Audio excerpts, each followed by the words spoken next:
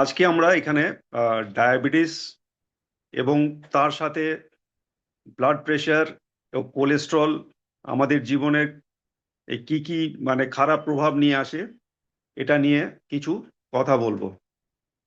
Diabetes আপনারা জানেন যে এমন একটা রোগ যে আমাদের শরীরে বিভিন্ন অঙ্গকে বিকল করে দিতে পারে যদি আমরা এর প্রতিকার না করি।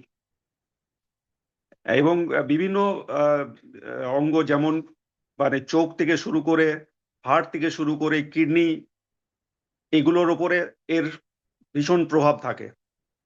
এবং যদি আমরা ডায়াবেটিসের ট্রিটমেন্ট আমাদেরকে করতে হয়, ডায়াবেটিসের ট্রিটমেন্টের জন্য যা ওষুধপত্র আছে সেগুলো তো আমরা নেবই। এর সাথে যে লাইফস্টাইল ম্যানেজমেন্ট, যেটা যেমন সঠিক খাওয়া দাওয়া, যার মধ্যে আমরা শাক সবজি এবং কিছু কিছু ফলমূল এবং তার সাথে তেল এবং তৈলাক্ত জিনিসের খুব কম ব্যবহার এবং রেড মিট এগুলোকে বর্জন করা, তার সাথে প্রপার এক্সারসাইজ, এবং সেই এক্সারসাইজ অন্তত সপ্তাহে 5 দিন এবং অন্তত আধ ঘন্টা আমাদেরকে যদি আমরা খুব তাড়াতাড়ি হাঁটি সেটা সেটা করতে পারি, বা যে কোনো ধরনের এক্সারসাইজ, যেমন আমরা মানে কোনো ফ্রি হ্যান্ড এক্সারসাইজ বলুন বা যোগা বলুন, সুইমিং বলুন, সাইক্লিং বলুন, যে কোনো এক্সারসাইজ আমরা আমরা করতে পারি। এর সাথে আমাদেরকে ডায়াবেটিসের সাথে সাথে আমাদেরকে আরো দুটো জিনিসের খেয়াল রাখতে হবে। ব্লাড প্রেশার আর কোলেস্ট্রল, যেটা এখনকার দিনের মডার্ন মেডিসিনে দুটো মিলে বলছে lipid tension, lipids and hyper tension. এই দুটোকেও কিন্তু আমাদেরকে কন্ট্রোলে রাখতে হবে। তো আমরা সেটা কিভাবে করতে পারি? আমরা প্রেশারের বিভিন্ন রকম ওষুধ আছে যেটা আমরা ডায়াবেটিসে ইউজ করতে পারি। এবং প্রেশার আমাদের মনে রাখতে হবে যে প্রেশারটা আমরা যেটা জানি যে সামান্য প্রেশার যদি বাড়ে, যে ধরুন 140/90 যদি টাচ করে, সেটাও কিন্তু হাই ব্লাড প্রেশার বলে গণ্য হয়। তো আপনাকে প্রেশারটা কম রাখতে হবে এবং যত কম থাকে ততই ভালো। এবং তার জন্য প্রেশারের ওষুধ আপনাকে খেতে হবে, প্রতিদিন মনে করে খেতে হবে এবং সারা জীবন এটাকে আহ, চালাতে হবে। এর সাথে কোলেস্ট্রল ম্যানেজমেন্ট খুব ইম্পর্টেন্ট। কোলেস্ট্রল ম্যানেজমেন্টের জন্য ওষুধ খেতে হবে।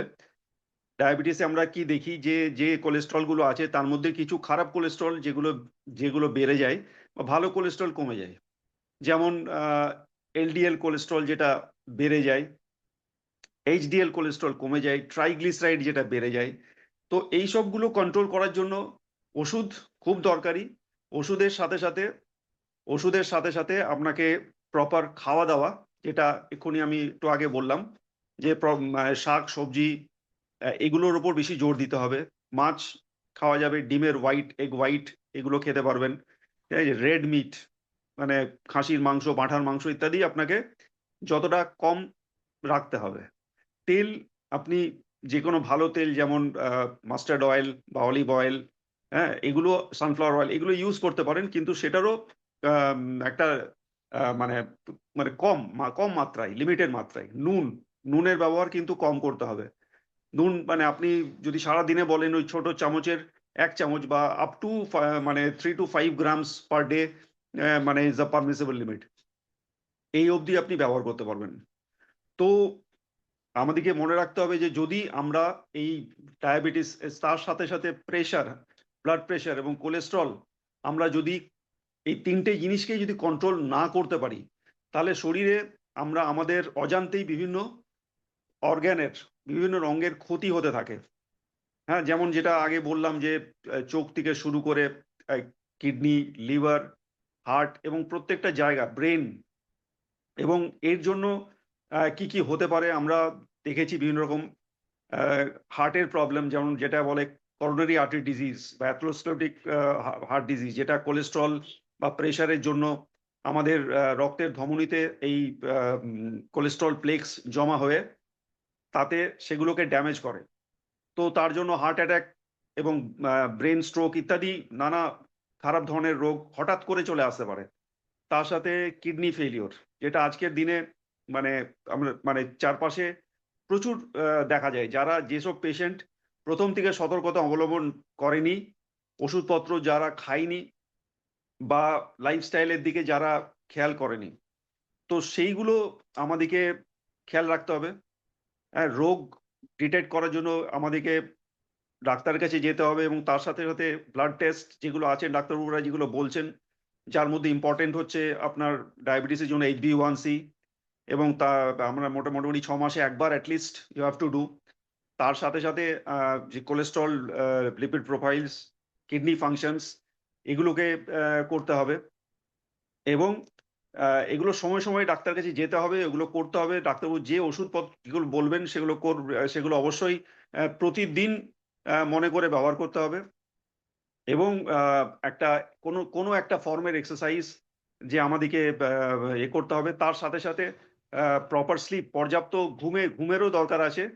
ঘুম এবং স্ট্রেস ম্যানেজমেন্ট, এবং স্ট্রেস ম্যানেজমেন্টের জন্য আপনারা বিভিন্ন রকম মানে যোগা, মেডিটেশন, বা লাফটার থেরাপি ইত্যাদি নানা রকম ভাবে আপনার স্ট্রেস ম্যানেজমেন্টও করতে পারেন। তো এই যে জিনিসটা ডায়াবেটিসের সাথে সাথে লিপিডস অ্যান্ড হাইপারটেনশন, এগুলোকে ম্যানেজ করতে হলে আপনাকে ওষুধের সাথে সাথে লাইফস্টাইল ম্যানেজমেন্টটাও খুব খুব প্রয়োজন। হ্যাঁ, লাইফস্টাইল ম্যানেজমেন্ট মধ্যে খাবার, এক্সারসাইজ এবং বিভিন্ন রকম ভাবে স্ট্রেস রিডাকশন যেগুলো আছে সেগুলোকে আমাদেরকে ফলো করতে হবে। এই সবগুলো যদি আমরা মানে করতে পারি, তবেই আমরা আমাদের ডায়াবেটিস কন্ট্রোলে রাখতে পারবো। ডায়াবেটিসের জন্য শরীরে যেসব ক্ষতি হতে থাকে, যেমন শরীরের ভেতরে যেসব ক্ষতিগুলো সাইলেন্টলি যে ডিজিজগুলো আমাদের শরীরে আছে সেগুলোকে আমরা ঠেকাতে পারবো। আর আমরা একটা সুন্দর ভাবে আমাদের জীবন আমরা চালিয়ে যেতে পারবো। ধন্যবাদ।